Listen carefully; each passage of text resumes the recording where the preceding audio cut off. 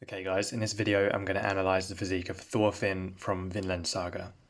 So we can start off with this scene. What stands out to me straight away is he has quite a wide waist, his abs are quite distinctive, and also his arms are quite long and his forearms are like the same size as his upper arms. He also has good shoulders and a nice chest. His traps aren't that important and his back doesn't appear to be super wide. In combination with like the wide waist and the kind of small upper back, it makes him look a bit like blocky, and his torso kind of like just a square kind of shape. There's not much of a V taper going on. And you can see his serratus muscles on the side of his ribs. That shows he's like really lean. There's barely any fat on him, so being really lean is an important part of this physique. And in this picture from the back, we can see he has a really like lean, shredded upper back, but you can see it's not that wide. So his lats aren't really that important. The upper back is more important. You can see in this angle as well, his shoulders look quite good, and his triceps. And then in this last picture, he's a bit skinnier, but the overall proportions are basically the same. So kind of a wide waist, traps aren't very big, but he has a solid chest,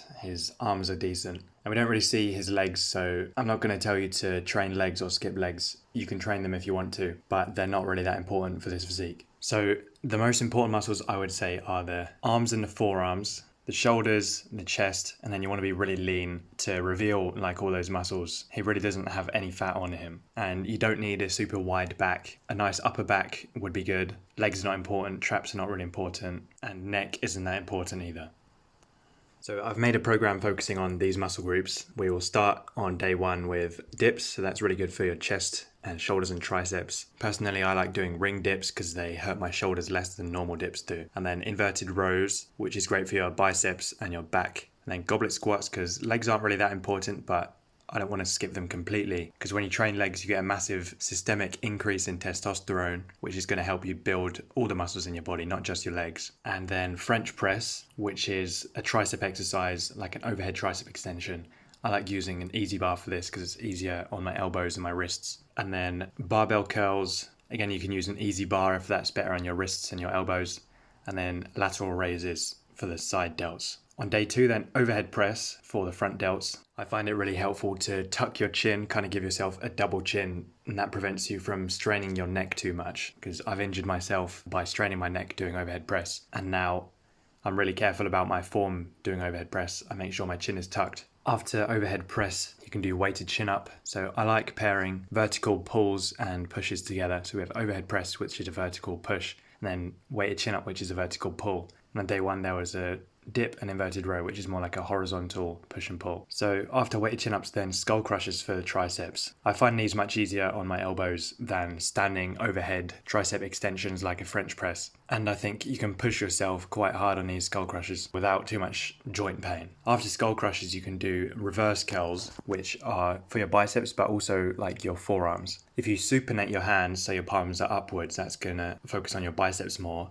And if you pronate your hands, like in a reverse curl, where your palms are downwards, that's going to target more of your forearm. So that's what we're targeting with this reverse curl. And then reverse flies for the rear delts. And after that, hollow body holds for your abs. And if you can do 5 sets of 60 seconds on a hollow body hold, then you're going to have the ab strength to be able to do a front lever. On day 3, then bench press for the chest, shoulders and triceps, and barbell row. So we're pairing a horizontal push and pull again. And then a seated dumbbell curl for your biceps. I really like doing these seated because you can't cheat, you can't swing as much, you can't use your legs to like give you momentum. It's really focused on the biceps. And then dumbbell overhead tricep extension for the long head of the tricep, and this is similar to French press, but in this case you're using a dumbbell to get like a different range of motion. And then lateral raise for the side delts, and then finger curls for your forearms. So you let the bar roll down to the tips of your fingers, and then you close your hand into a fist and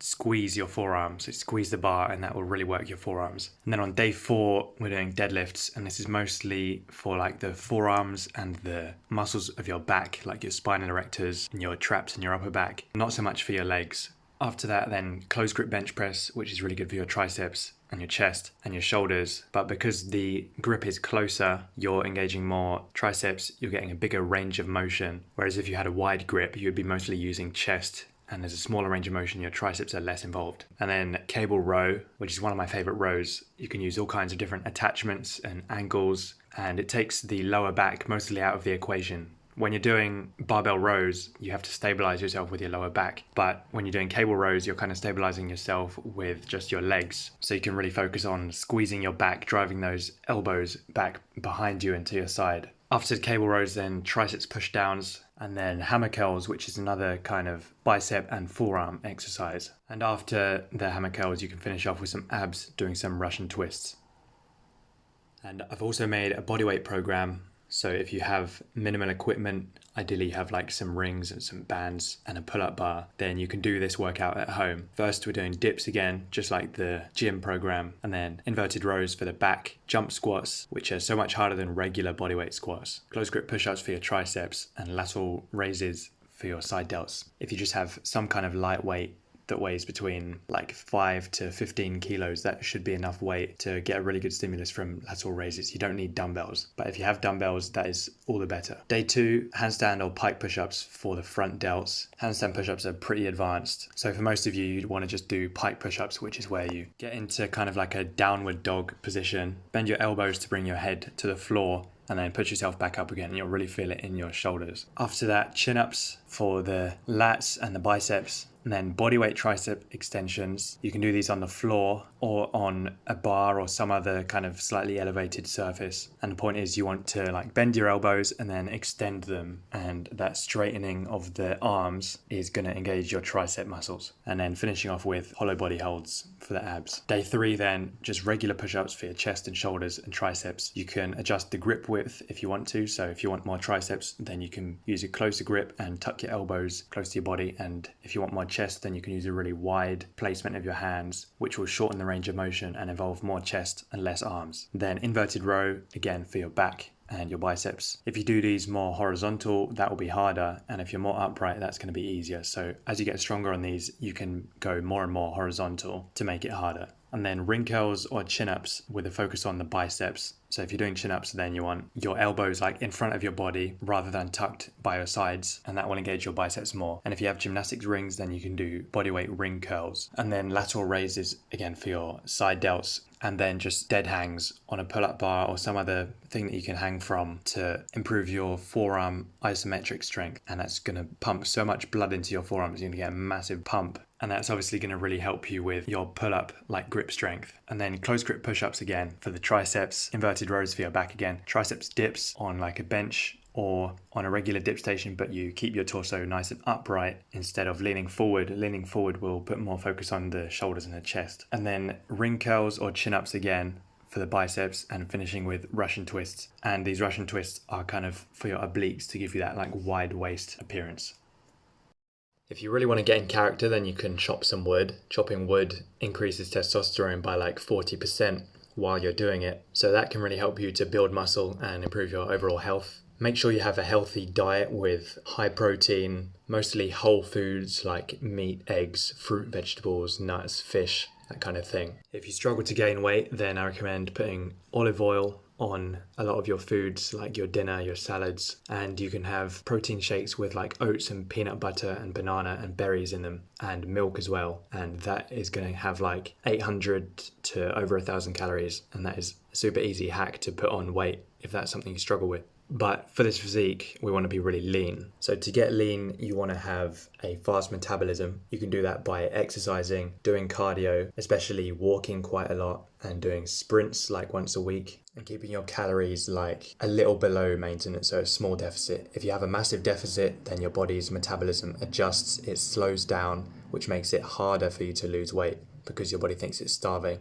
So it holds on to as much fat as possible. So if you have enough food and you do a lot of exercise, and most importantly, you build a lot of muscle, because muscle is more metabolically active than fat, which means muscle burns more calories than fat does. So the more muscle you have, the more calories you will burn and the more fat you will lose. So you want to build muscle, walk a lot, like 10,000 steps a day, sprint once a week, eat a healthy diet with whole foods, high protein, and you're going to get very lean. You're going to build muscle because you have a high protein diet and you're training hard. The sprints will really help with your testosterone, and you're going to see really good progress towards your goals, whether that's physique or strength and performance. If you follow the things I've talked about in this video, then you're going to see really good progress.